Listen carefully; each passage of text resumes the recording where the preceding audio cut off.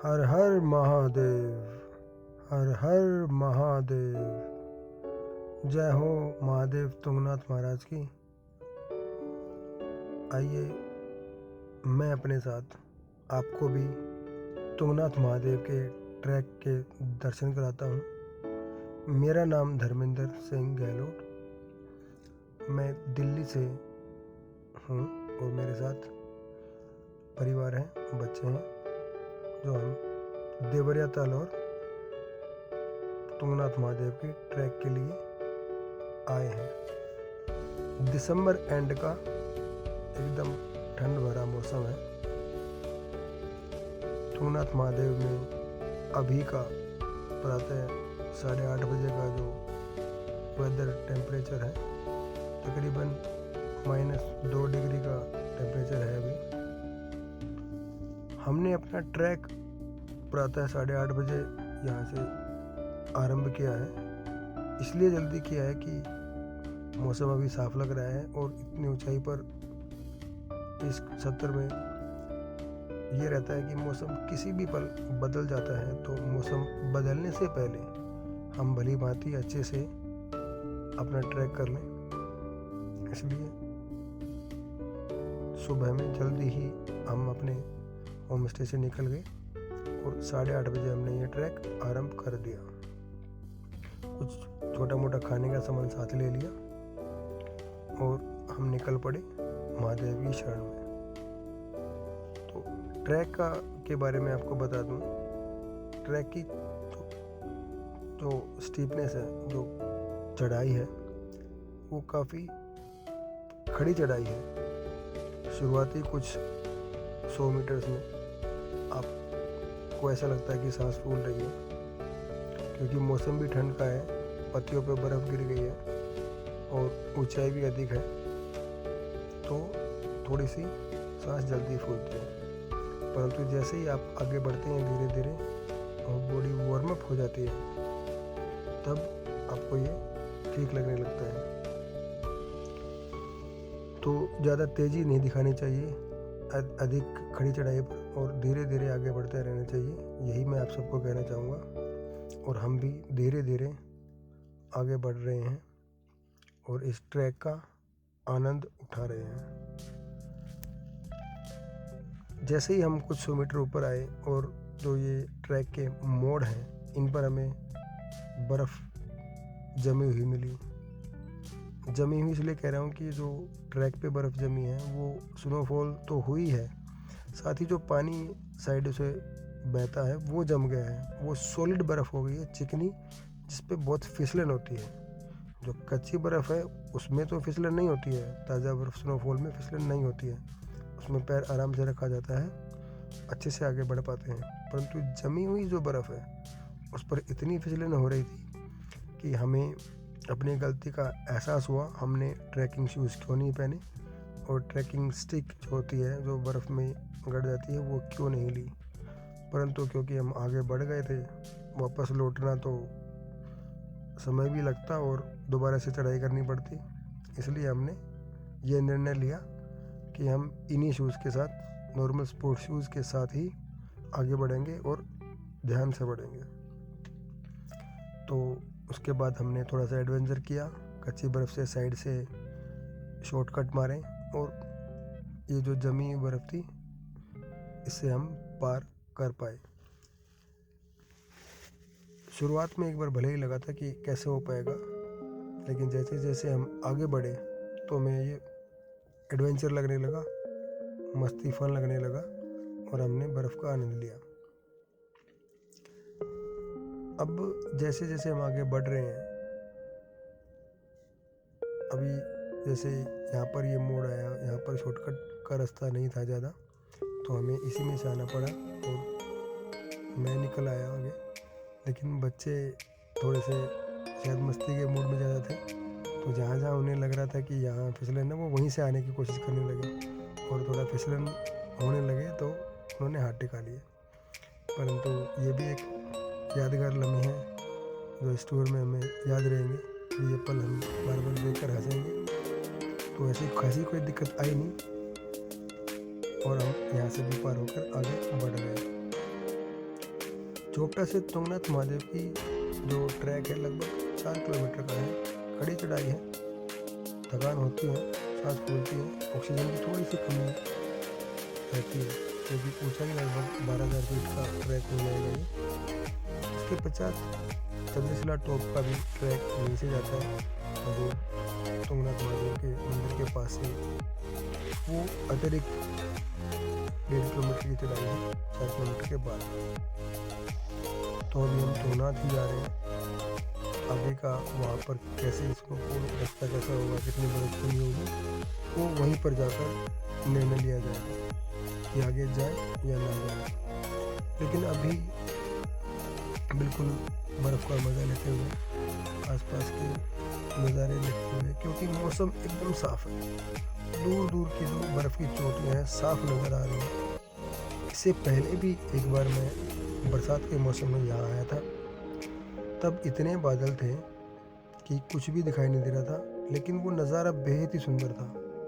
बिल्कुल जैसे बादलों में, स्वर्ग में हम कहीं घूम रहे हैं, बादलों के ऊपर हमारे आसपास बादल, हरियाली, वो नज़ारा एकदम भिन्न था इस नज़ारे से, परंतु बेहद खूबसूरत था वो भी, और ये नज़ारा भी बेहद खूबसूरत है। जो भी वीडियोस में दिखाई देता है उससे बहुत ही अधिक सुहावना ये नज़ारे होते हैं, क्योंकि कोई भी कितना भी अच्छा कैमरा, फ़ोन या DSLR कोई भी कैमरा हो, वो नेचुरल जो खूबसूरती होती है जो हम आँखों से देख पाते हैं उसको नहीं कैद कर सकता कोई भी कैमरा दुनिया में। तो ये बेहद ही खूबसूरत नज़ारे हैं ये वादियों के, और बेहद ही मन को शांति देने वाले, थकान उतारने वाले ये नज़ारे हैं। इस ट्रैक पर ये अभी दिसंबर एंड चल रहा है, तो छुट्टियों के दिन होते हैं, तो काफ़ी लोग आए हैं ट्रैक पर। और इस ट्रैक की जो एक आनंदमय या मज़ेदार अच्छी बात ये है कि ये छोटा ट्रैक है, और छोटे ट्रैक में आपको काफ़ी एडवेंचर मिलेगा क्योंकि चढ़ाई खड़ी है, बर्फ़ का रास्ता भी है, बर्फ़ भी गिरी हुई है। और एक नए ट्रैकर्स के लिए जिनको ज़्यादा एक्सपीरियंस नहीं होता है, उनके लिए ये ट्रैक बहुत ही अच्छा है, क्योंकि आप शुरुआत के लिए ये ज़्यादा मुश्किल ट्रैक नहीं है, लेकिन बहुत इजी भी नहीं है। तो यहाँ से सीखने को मिलता है ट्रैकर्स को। तो उसके बाद जैसे जैसे हम आगे बढ़ रहे हैं, जो बीच में लोग पूछते ही हैं कि कितना बचा है, कितना ट्रैक है, जो पहली बार आते हैं, तो उनको भी हम जैसे हमें जितना पता है हम बता रहे हैं। किसी ने अभी एक महिलाएं ने ही रास्ते में हमसे सवाल पूछ लिया कि आप लोग फ्रीक्वेंट ट्रैकर्स हैं क्या? मैंने पूछा नहीं। ऐसा क्यों पूछा आपने? क्योंकि आप काफ़ी तेज़ी से आगे बढ़ रहे हैं। तो फिर हमने उनको बताया कि ये तो हो सकता है कि कुछ खान पान के हमारे तरीके ऐसे हैं कि हम दूध ज़्यादा खाते हैं, दूध दही पर ज़्यादा निर्भर रहते हैं, तो हो सकता है कि वो कुछ उसकी वजह से हमारी स्पीड ज़्यादा हो। पर यहाँ पर हम दूसरे बारी ट्रैक कर रहा हूँ मैं। तो तुंगनाथ महादेव ऊपर हम पहुँच चुके हैं, आप भी मंदिर देख सकते हैं। शीतकाल में 6 महीने के लिए जैसे केदारनाथ महादेव का मंदिर के कपाट बंद होते हैं, ऐसे ही तुंगनाथ महादेव के भी शीतकाल में जो कपाट है वो बंद करके यहाँ से डोली ले जाकर नीचे मक्कू मठ में इनकी पूजा की जाती है। फिर शीतकाल तब तक अब दोबारा मंदिर खुलेगा जब मई में, तक उसके आसपास, तब ही यहाँ पर दोबारा से इस मंदिर के कपाट खोले जाएंगे। तब तक कपाट बंद रहेंगे। ट्रैक खुला है, तो ट्रैक पे बहुत से लोग आए हुए हैं और ट्रैक का आनंद ले रहे हैं। हमारे लिए तो अभी पूजा वहाँ पर हो रही हो या यहाँ पर हो रही हो, तो महादेव के भक्त हैं, और हमें तो यहाँ पर महादेव का जो सानिध्य प्राप्त हो रहा है, आशीर्वाद प्राप्त हो रहा है, ऐसा महसूस हो रहा है हमें, और बेहद ही अच्छा लग रहा है।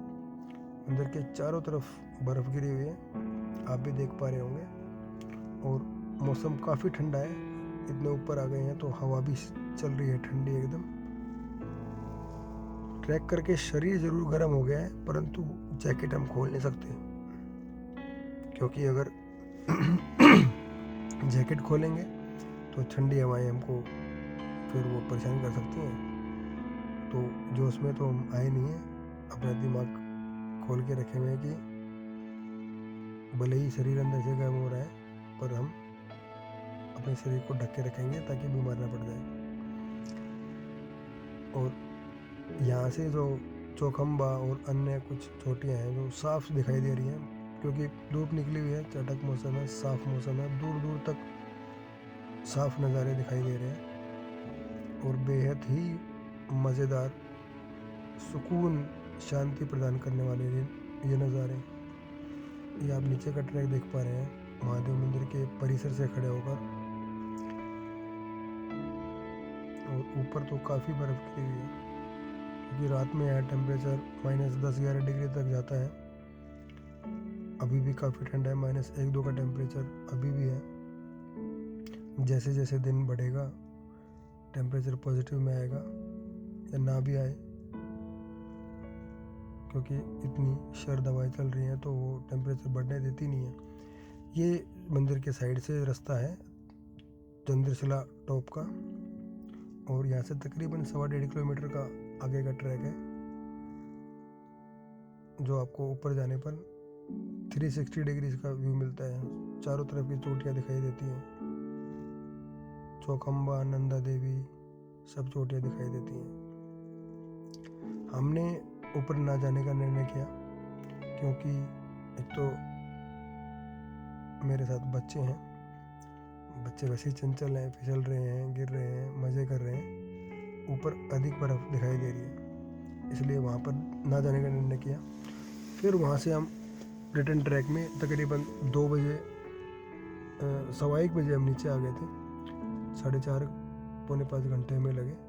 वहाँ से खाना खाकर 2-2:15 बजे हम अपना वापस निकले और ऋषिकेश हम पहुँच गए। ये रात्रि का ऋषिकेश का नज़ारा है, जो एक रास्ते से ही हमने साइड में गाड़ी खड़ी करके लक्ष्मण झूला और 13 मंजिला ये मंदिर है उसके पास ये दिखाई दे रहा था, तो 2 पल यहाँ रुककर छोटी सी वीडियो बनाई। काफ़ी खूबसूरत ये नज़ारा लग रहा था।